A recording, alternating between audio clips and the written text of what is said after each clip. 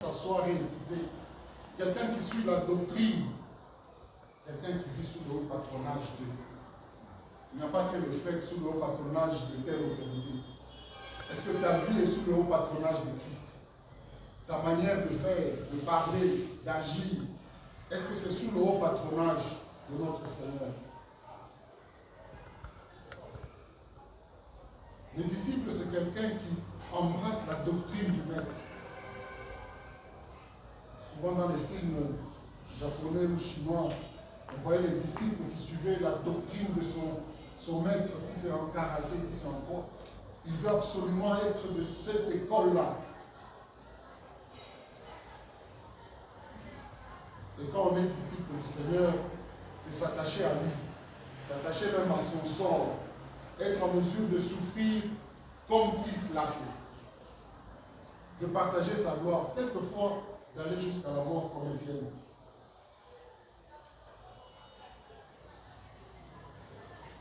Et ce matin, on va passer 3 petits points en revue pour voir comment est-ce que c'est possible d'être disciple et de suivre le Maître. Comment suivre Jésus? Comment être un disciple qui suit le Maître?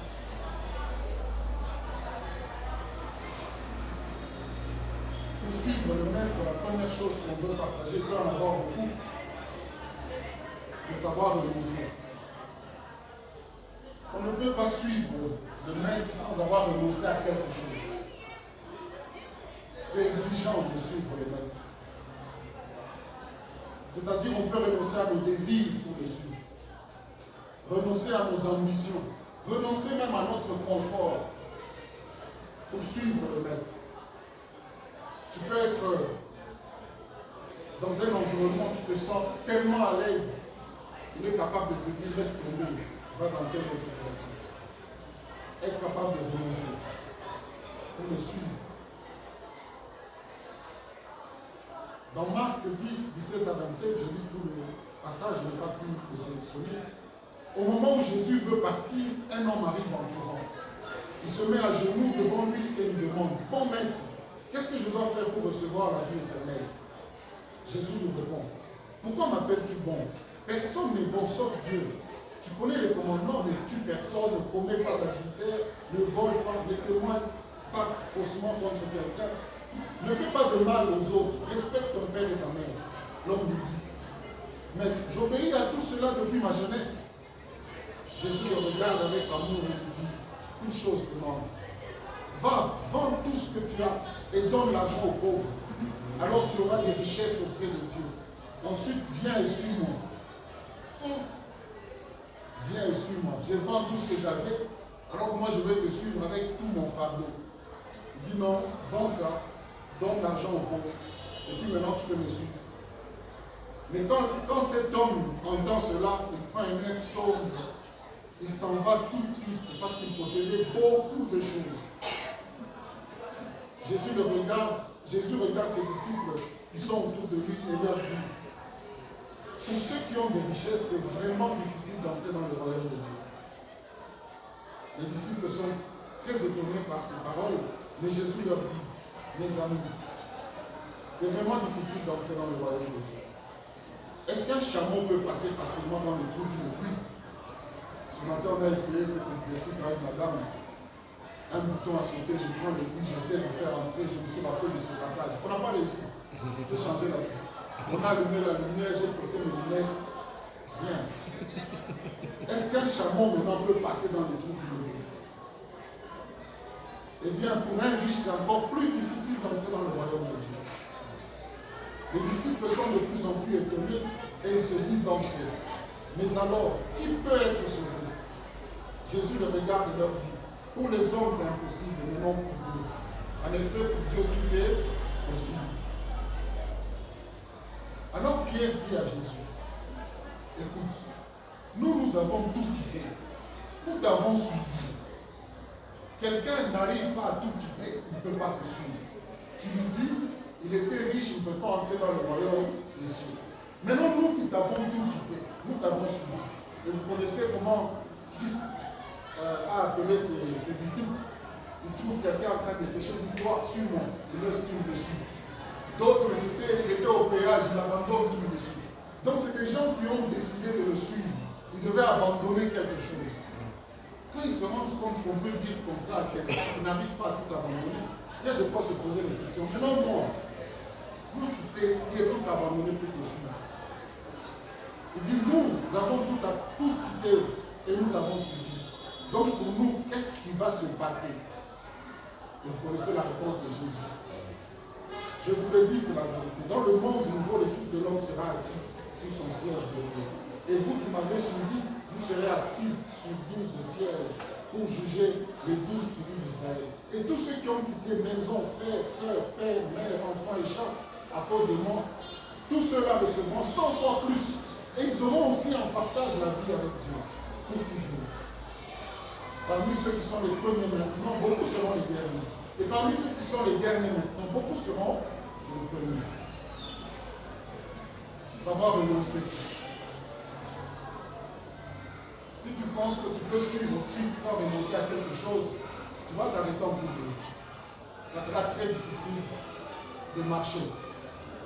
On doit laisser quelque chose, abandonner un environnement, abandonner une habitude, abandonner un fardeau, quelquefois tout quitter, laisser tout derrière,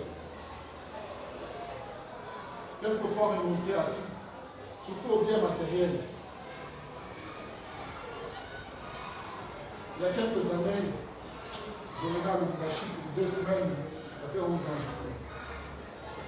Je suis venu avec un billet pour faire 2 semaines. Et il fallait tout laisser derrière. Tout ce que vous avez construit, tout laisser. Vous savez, dans des circonstances pareilles, les gens viennent chez vous et disent, vous allez acheter d'autres histoires. Ils achètent tout à vide. Vous ne savez même pas par où mettre la tête. Mais après, vous vous rendez compte que suivre Jésus, c'est au-delà de ça, de cet attachement. Il y a des jours où je me dis, si j'étais resté acquis, j'allais vraiment être devant les gens en train d'exhorter, de partager. Peut-être pas. C'est en venant ici que les choses se sont précisées. Et c'est après qu'on se rend compte que si j'étais resté dans ce milieu où j'ai vécu longtemps, je serais resté dans le département des fidèles, comme j'ai l'habitude de le dire. Je n'aurais pas eu l'occasion d'apprendre, de partager, d'écouter comme je le fais maintenant. Suivre Jésus, c'est quelquefois, on s'arrête, on se décharge, on décide d'avancer. Quelquefois, c'est un peu à l'aveugle. On ne te dit pas tout ce qu'il y a devant toi. On te dit, sors, va là-bas. On ne te dit rien du tout. Mais si tu obéis, tu vas commencer à dire, heureusement, j'avais obéi. Et il y a des gens, surtout quand vous avez vécu depuis longtemps, quand on lui dit, va à l'intérieur, il dit jamais. Là, non, à l'intérieur, là, non, je ne peux pas. Et puis le jour où il vient à l'intérieur, il te voit et dit, ah, comment toi tu savais? Il dit, je ne savais pas. J'ai juste obéi. Renoncer à tout. Luc 14, 33, il dit ceci, ainsi quiconque d'entre vous ne renonce pas à tout ce qu'il possède ne peut être mon disciple.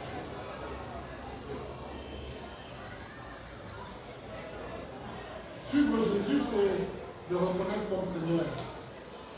C'est le servir comme un esclave sert son maître. C'est aimer le louer. Le premier point, donc j'ai dit, il faut savoir renoncer, savoir laisser quelque chose. Le deuxième point, suivre Jésus, c'est savoir porter sa croix. C'est là que les Romains s'en prennent. Savoir porter sa croix. Jésus va dire ceci à ses disciples. Si quelqu'un veut me suivre, veut venir après moi, qu'il renonce à lui-même, qu'il se charge de sa croix et me suive. Ce week-end, on a entendu des histoires terribles, comme ma maman l'a dit, toujours dans des couples, à l'église. Je demande à une soeur, comment va ton mariage? Ton mari. Il dit, moi je veux bien l'enfant, c'est pas bien. Je dis, ton mari, je ne sais pas. Mais elle sert à l'église, elle sert. Donc on peut dire, elle suit Jésus. Elle dit, cette croix-là, je ne vais pas la porter. Un autre, il est avec nous à l'intercession. Il vient de la retraite d'intercession. Il a joué sa femme. Ils disent que ma femme c'est un démon. On lui dit, mais quand tu étais à l'intercession, tu n'as pas porté de fardeau devant Dieu. Il dit, pas cette croix-là. Donc il a envie de la déposer. Ça se passe ici, à l'église. Donc Jésus disait à toute cette foule de savoir porter la croix et de le suivre. À l'époque, ils étaient occupés par les Romains. Et ils savaient que lorsque quelqu'un est condamné, ce que le Romain faisait, il lui fait porter l'objet de son supplice, ça s'appelle la croix. Comme ça, quand il marche, vous aussi vous regardez. Si vous osez, vous allez porter aussi votre croix.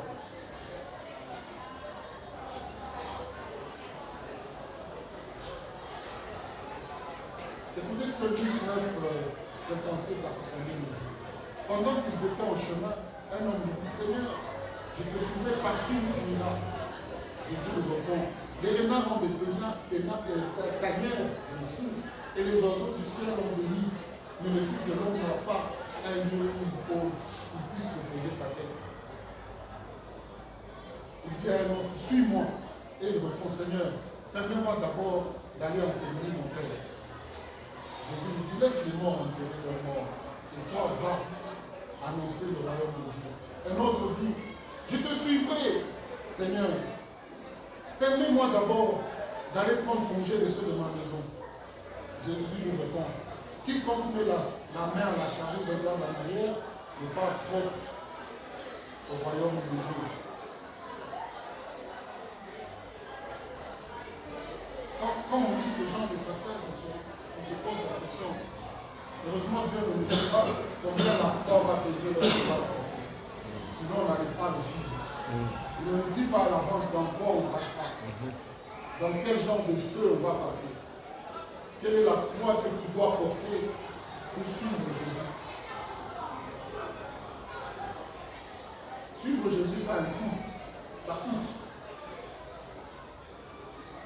Surtout dans cet environnement où on partageait le samedi en disant il faut savoir courir sa course. Un peu comme les athlètes, chacun a sa bande, sa ligne. Mais il n'y a pas de barrière, il n'y a pas de mur. Donc pendant que moi je cours, je vois le voisin. Et ça coûte cher des fois de voir le voisin courir avec aisance quand tu es essoufflé. On parlait de ça à l'éducation financière le samedi.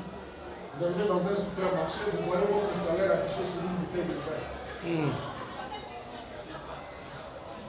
Et puis vous voyez quelqu'un prendre 5 bouteilles de vin pour aller boire. Donc il a pris 5 mois de ton salaire. Mais il est à côté de toi. Tu fais quoi?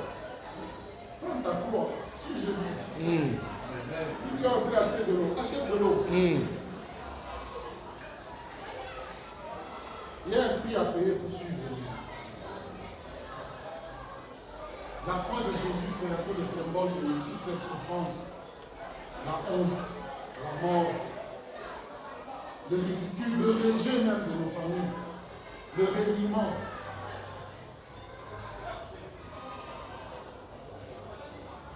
Quand nous portons notre croix, nous sommes en train de renoncer à nous-mêmes. Et nous nous engageons à lutter. Lutter contre l'injustice. Lutter contre le péché. Lutter surtout contre la séduction. Il y a un prédicateur qui disait que les chrétiens du 1er siècle étaient dans l'oppression. Ceux du temps de la fin sont dans la séduction. Hier dans l'église, une soeur était devant moi en train d'adorer. Elle s'est fait des selfies. Et moi, je devais apparaître dans son dîner. Donc j'ai fait tout pour baisser ma tête. Nous devons lutter contre la séduction. Suivre Jésus, ce n'est pas facile.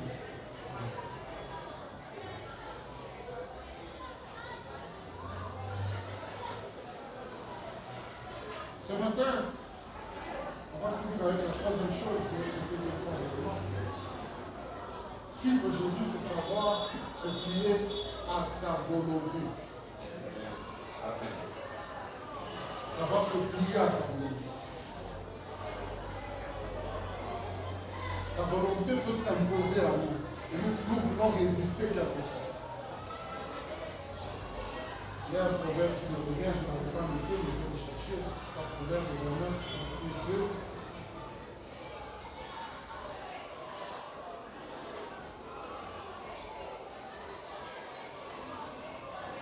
Non, verset 1. L'homme qui mérite des reproches et qui se montre réfractaire sera brisé tout d'un coup sans remède. Ce passage me revient souvent. Quand Dieu s'impose à nous et que tu résistes, tu peux être brisé. Un disciple, c'est quelqu'un qui sait vivre comme son maître, il se soumet à la volonté du maître. Souvent, la volonté du maître n'est pas la nôtre. Dieu peut te donner quelque chose à faire, tu as l'impression d'être plus intelligent. Tu as l'impression de faire le meilleur choix. Et souvent, ça nous arrive quand on doit choisir notre épouse. On peut prier pour beaucoup. Quand il s'agit de choisir la femme, on veut choisir nous-mêmes en état. Alors, il y a un frère, lui, il aimait les métis. Donc, il disait sa femme, c'est un métis. Mais elle a une femme noire, je ne sais pas si quelqu'un est noir ici. Ça s'est imposé à lui. Tous ceux qui l'entendaient, ils disent, tu nous disais ça à l'université, qu'est-ce qui s'est passé? Ah, la volonté de Dieu quand elle vient, il n'y a aucune métisse qui m'a accepté.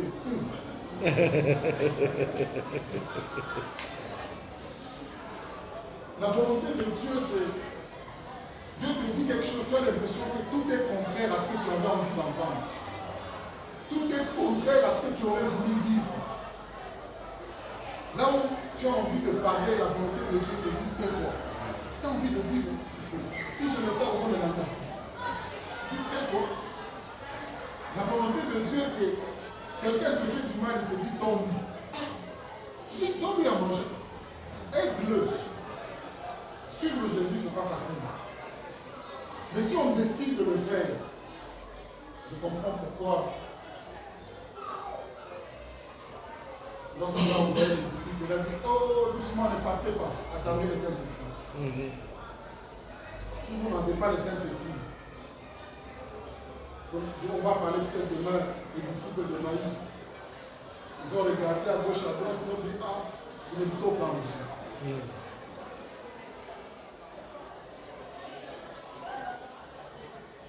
La volonté du maître, on la connaît comment? Quelquefois principalement par sa parole. Quelquefois par les ennemis qui nous enseignent.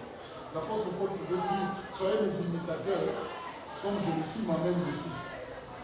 Moi-même, Paul, je me suis battu contre Christ. Quand ça s'est imposé à moi, il m'a simplement dit, bon, tu ne peux pas les germer contre l'ennemi.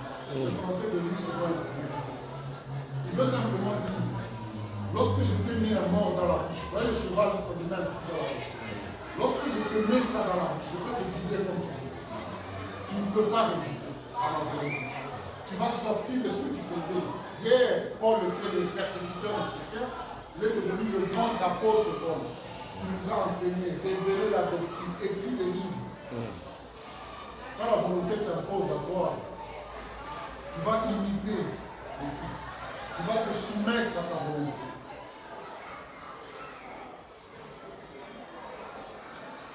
Un jour, Paul va dire ceci dans Philippiens 3, 7 à 8, pour montrer la puissance de la volonté de Dieu. Mais ces choses qui étaient pour moi des gains, je les ai regardées comme une perte à cause de Christ. Donc les choses pour lesquelles j'ai couru, j'ai travaillé dur, j'ai acquis ces choses à la sueur de nos fronts, comme on dit. Mais la volonté de Dieu s'est tellement imposée que j'ai vu ça comme de la boue. J'ai regardé comme une perte. Et même je regarde toutes choses comme une perte à cause de l'excellence de la connaissance de Jésus-Christ mon Sauveur, pour lequel j'ai renoncé à tout. Et je les ai regardés comme de la boue afin de gagner Christ et d'être trouvé en lui, non avec ma justice, celle qui vient de la loi, mais avec celle qui s'obtient par la loi, par la foi en Christ, la justice qui vient de Dieu par la foi, afin de connaître Christ et la puissance de sa résurrection et la communion de ses souffrances, en devenant conforme à lui dans sa mort, pour parvenir, si je puis, à la résurrection d'entre les morts. On l'a regardé, il se regarde, il regarde tous Vous savez, les hommes peuvent regarder tous vos exploits, comme ils regardent et disent, cette volonté de Dieu qui s'est imposée à moi m'oblige à mettre tout ça de côté, à le suivre.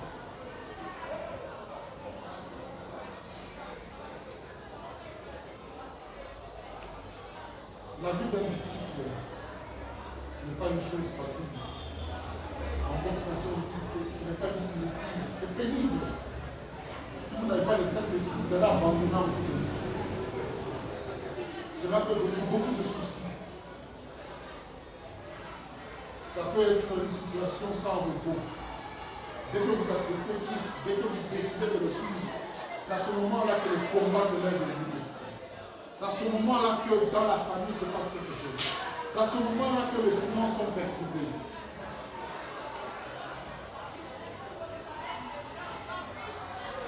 Et dans le passage qu'on a lu, je vais terminer sans revenir dessus forcément, Christ est en train de dire, si vous voulez me suivre, asseyez-vous. Réfléchissez comme celui qui veut bâtir une maison. Réfléchissez. Est-ce que vous êtes en mesure d'évaluer le prix que cela coûte pour me suivre? Pour pouvoir tenir ferme et ne pas abandonner au cours de route. Pour que quelqu'un ne se moque pas de nous en disant, vous voyez, celui-là, il avait commencé à construire, il a laissé ça en bout de chemin. Vous voyez ce frère-là, il parlait même en langue, mais aujourd'hui on ne comprend pas ce qu'il est arrivé. Cette personne l'a prêché, mais elle est sortie de l'encours.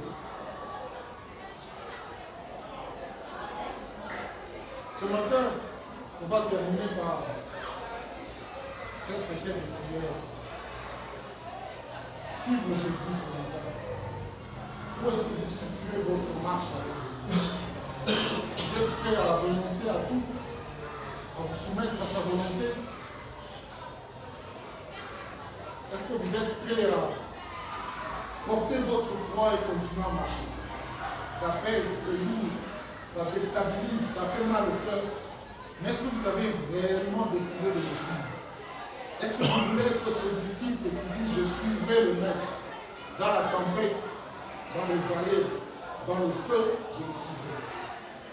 Quelqu'un peut-il commencer à prier ce matin? Quelqu'un peut-il se situer et prier ce matin?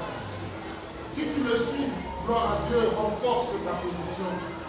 Décide de suivre le maître comme un disciple qui suit son maître. Décide de le suivre lorsqu'il t'imposera sa volonté. Non pas la sienne, mais sa volonté. Seigneur Dieu, tu as parlé à notre je viens te suivre, Seigneur, marcher avec toi. Combien ce n'est pas facile. Est-ce que ton esprit nous aide encore chaque jour, chaque instant, chaque pas?